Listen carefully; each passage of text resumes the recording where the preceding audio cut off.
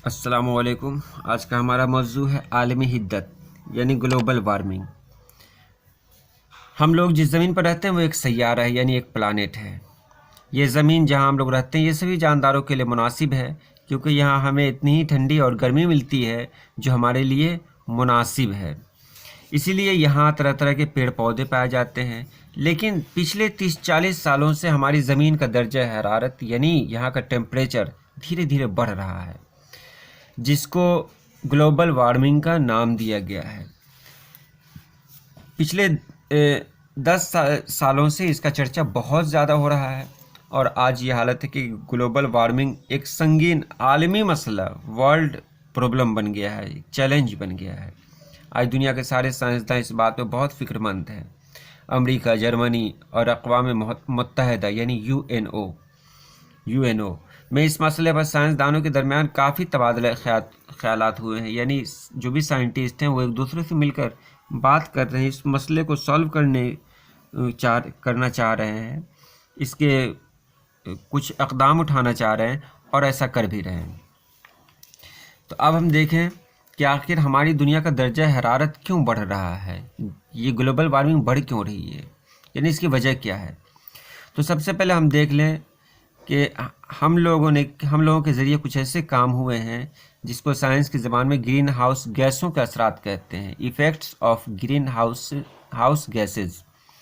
कल कारखानों, मोटर गाड़ियों की जो बढ़ोतरी हुई है, जंगल का जो कटना हुआ है, आज जंगल जिस तरह से काटे जा रहे हैं, इससे बहुत सारी गैसें पैदा हो रही हैं।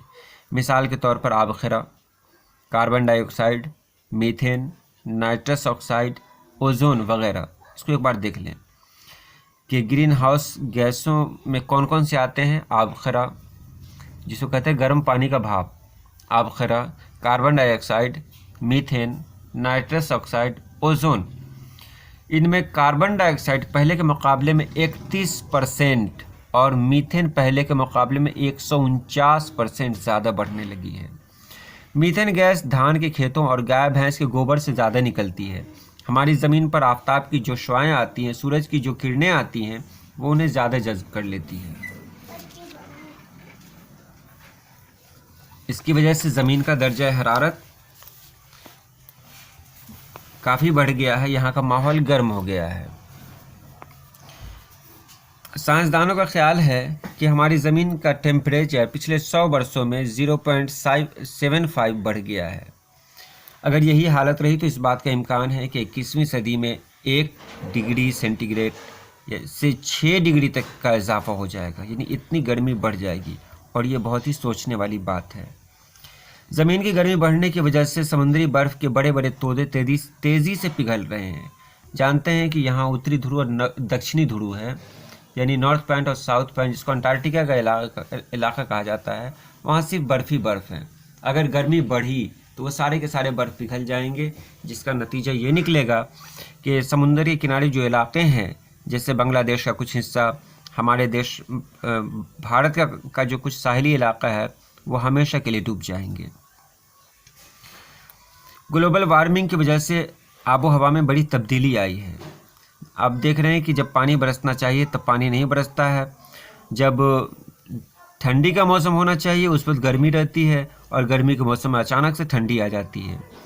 दुनिया से बहुत सारे जानवर ऐसे हैं जो हमेशा के लिए गायब हो गए हैं। पेड़ पौधे भी बहुत से ख़त्म हो रहे हैं। बहुत से वायरस, जरासीम यानी बैक्टीरिया और वायरस भी पनपने लगे हैं, जिनसे बहुत तरह की बीमारियां हो रही हैं। तूफ़ान, सैलाब, कहत की कसरत है। ग्लोबल वार्मिंग एक बड़ा मसला है, ये आलमी मसला है, वर्ल्ड लेवल का प्रॉब्लम है ये। इसलिए सारी दुनिया के लोग इसको सॉल्व करने के लिए अपनी तरह से कोशिश कर रहे हैं और करने भी होंगे। हर शहरी का ये फ़र्ज़ है कि जिस कदर मुमकिन हो जो कुछ कहा जाए उस पर वो अमल करें। अब देखें इन हालात में हम क्या करें। ग्लोबल वार्मिंग की वजह से जो दुनिया गर्म हो रही है, ग्लोबल वार्मिंग के बारे में एक बात और कह दें, पेड़ पौधों से फ़ायदा क्या है, इससे थोड़ा हट के मैं बता रहा हूँ। पेड़ पौधों से फ़ायदे ये हैं कि सूरज की किरणें जब ज़मीन पर आती हैं तो पेड़ पौधे ही होते हैं जो उसे सीधे ज़मीन तक आने से रोकते हैं।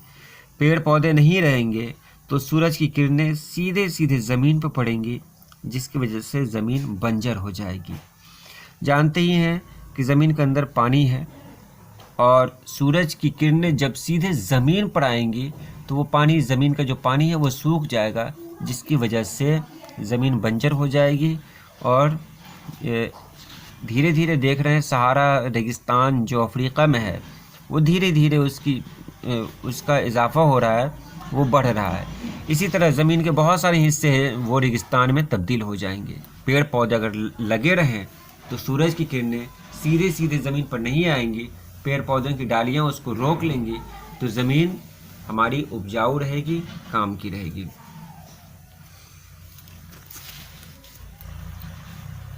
सबसे पहले इसके लिए क्या करना पड़ेगा कि अमेरिका, फ्रांस, जर्मनी, चीन, जापान, इंग्लैंड, कोरिया, रूस जो ममालिक हैं, उनको ग्रीन हाउस गैसों की मकदार कम करनी होगी, जंगलों को कटने से रोकना होगा, पौधों और दरख्तों को ज़्यादा से ज़्यादा फलने और फूलने दिया जाए, ज़्यादा से ज़्यादा पेड़ पौधे लगाए जाएं, गैस फेंकने वाली गाड़ियों को सड़कों पर चलाने पर पाबंदी लगाई जाए। अब जो ख़ास बातें जो याद करने की हैं, लकड़ियों कोयलों को कम से कम जलाया जाए, और हम लोग को नेचर के मुताबिक, फितरत के मुताबिक ज़िंदगी गुजारने की कोशिश की जाए। मतलब कि एक सिस्टम हो, पहले जिस तरह लोग रहा करते थे उस तरह ज़्यादा से ज़्यादा लोग रहें, मतलब घर के आसपास पेड़ पौधे हों और गाड़ियों का इस्तेमाल कम हो।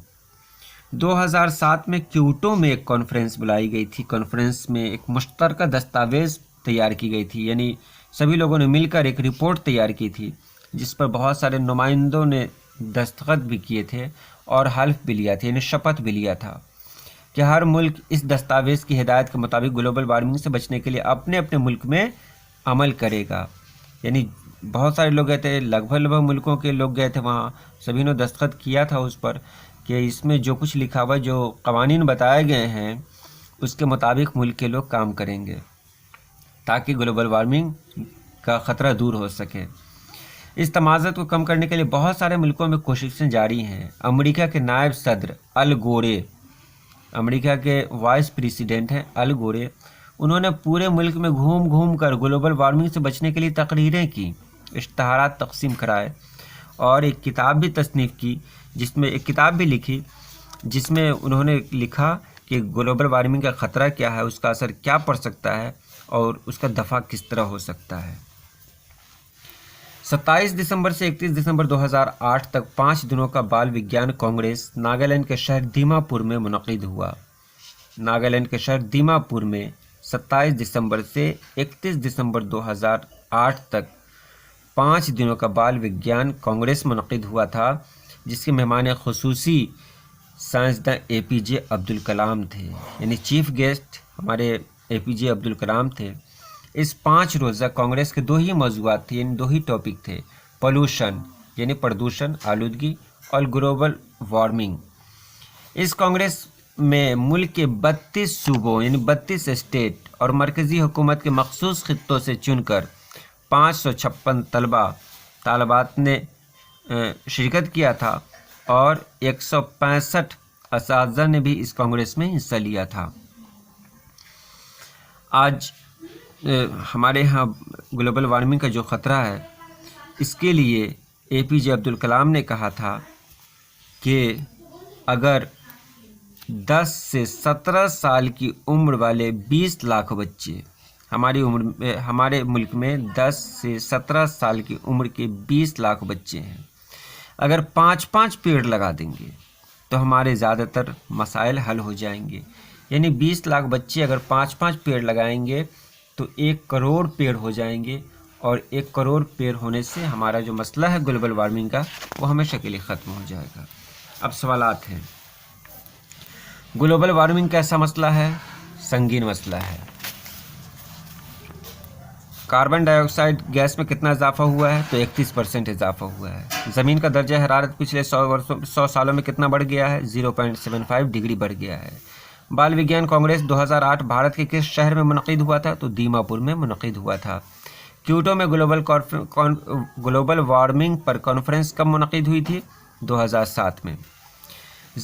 मुख्तसर सवालात, ज़मीन सभी जानदारों के लिए मुनासिब है या गैर मुनासिब? तो बिल्कुल मुनासिब है। ग्लोबल वार्मिंग कैसा मसला है? ग्लोबल वार्मिंग संगीन मसला है। ग्लोबल वार्मिंग क्या है? ग्लोबल वार्मिंग है जिसको कहते हैं, जिसकी वजह से दुनिया गर्म हो रही है। दुनिया का गर्म होना ग्लोबल वार्मिंग कहलाता है। ग्रीन हाउस गैसों में कौन कौन सी गैसें हैं? ग्रीन हाउस गैसों में आपका कार्बन डाइऑक्साइड और मीथेन है।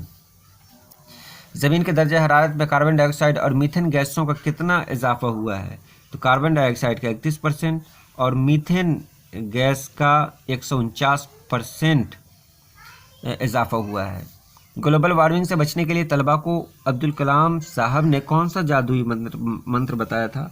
तो उन्होंने कहा था कि 10 साल से 17 साल के बच्चे 10 साल से 17 साल के बच्चे जो हमारे मुल्क में 20 लाख हैं, अगर वो 5-5 दरख्त लगा देंगे, 5-5 पेड़ लगा देंगे तो 1 करोड़ पेड़ हो जाएंगे, जिसकी वजह से ग्लोबल वार्मिंग का ख़तरा ख़त्म हो जाएगा।